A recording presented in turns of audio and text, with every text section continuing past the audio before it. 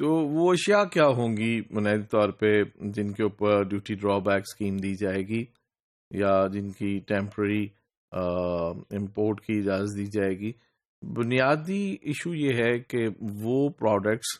جو کہ پاکستان میں تیار نہیں ہوتی،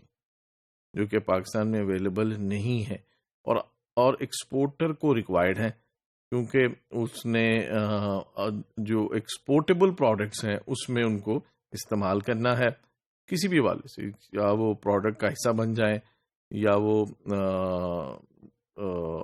اس کی پیکیجنگ کے لیے استعمال ہو، کوئی ریپنگ کے لیے استعمال ہو، تو کسی بھی حوالے سے وہ ایکسپورٹیبل پروڈکٹس کا حصہ ہوں اور وہ پاکستان میں اویلیبل نہ ہو۔ اب ایگزیکٹلی وہ کیا ہیں، ان کے نام کیا ہیں، اور وہ کون کون سی پروڈکٹس ہو سکتی ہیں، ان کی ڈیٹیلز کیا ہیں اور ان کی فہرست کیا ہے، تو F B R Federal Bureau of Revenue from time to time issue کرتا رہتا ہے ان اشیاء کی لسٹ کہ بھئی یہ اشیاء ہیں جن کے اوپر ڈیوٹی ڈرا بیک مل سکتا ہے ایکسپورٹر کو، اور وہ بہت سی اشیاء ہیں، وہ ایف بی آر کے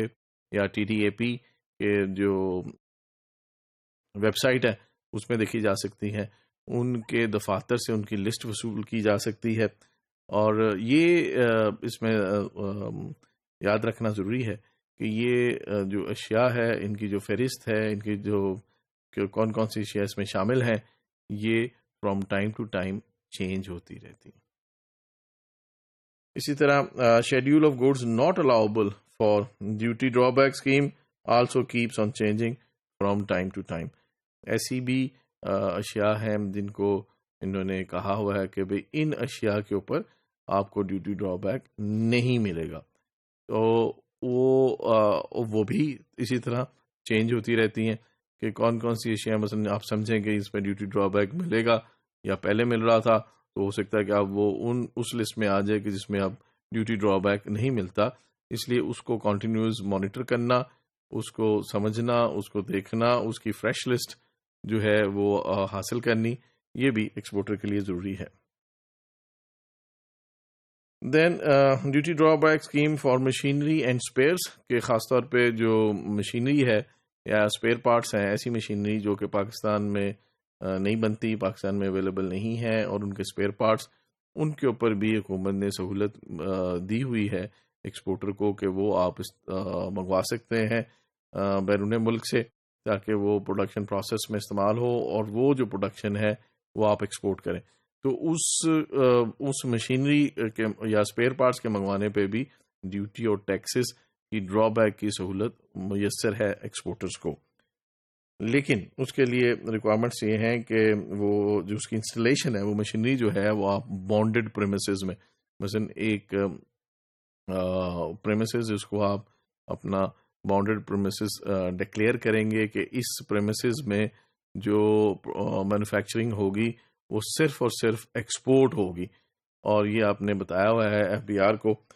تو دین سبمیشن آف انڈیمنٹی بانڈ، کہ اسی طرح جیسے اشیاء کے امپورٹ کے اوپر آپ نے انڈیمنٹی بانڈ دیا تھا، تو اسی طرح انڈیمنٹی بانڈ اور بینک گارنٹی دیں گے ایف بی آر کو، کسٹمز حکام کو، کہ بھئی یہ جو مشینری ہے یہ منگوائی گئی ہے صرف ایکسپورٹیبل پروڈکٹس کے مینوفیکچرنگ کے لیے۔ Then undertaking to meet export target, کہ جب آپ مشینری منگوائیں گے تو آپ کو یہ بھی بتانا ہوگا کہ یہ مشینری میں کیوں منگوا رہا ہوں، تو اب اس میں پاسبلٹی یہی ہے کہ اس کو آپ کو جسٹیفائی کرنا پڑے گا۔ جسٹیفائی اس طرح کرنا پڑے گا کہ جی میں ایک مشینری ایڈ کر رہا ہوں، اس مشینری کے ایڈ ہونے سے میری کیپیسٹی ٹو پروڈیوس بڑھ جائے گی، اور میرا ایکسپورٹ کیپیسٹی بڑھ جائے گی، اور میری ایکسپورٹ بڑھ جائیں گی، یعنی اس مشینری کے اوپر حکومت ڈیوٹی چھوڑ رہی ہے، ٹیکسز چھوڑ رہی ہے، اور یہ مشینری آ رہی ہے، تو میں اس کو جسٹیفائی کر رہا ہوں کہ اس مشینری کے منگوانے کے بعد میں اپنی ایکسپورٹس کو بڑھاؤں گا، یعنی ملکی ایکسپورٹس کے اندر اضافہ کروں گا۔ تو this is what we are mentioning here, meeting the export targets. Liable to pay duties in case of failure, اگر میں وہ جو پروڈکٹس ہیں ایکسپورٹ نہیں کر پاتا یا ایکسپورٹ رک جاتی ہے، اور جو میرے ایڈیشنل ایکسپورٹ ٹارگیٹس ہیں وہ میچ نہیں ہوتے تو اس صورت میں یہ ممکن ہے کہ وہ جو میں نے ٹیکسز نہیں پے کیے تھے، انڈیمنٹی بانڈ دیا تھا، تو وہ حکومت، کسٹم حکام، FBI پھر حق بجانب ہے کہ اس انڈیمنٹی بانڈ کو ایکسرسائز کریں اور جو ٹیکسز اور ڈیوٹیز ایکسپورٹر نے نہیں پے کیے تھے وہ اسے وصول کر لیں۔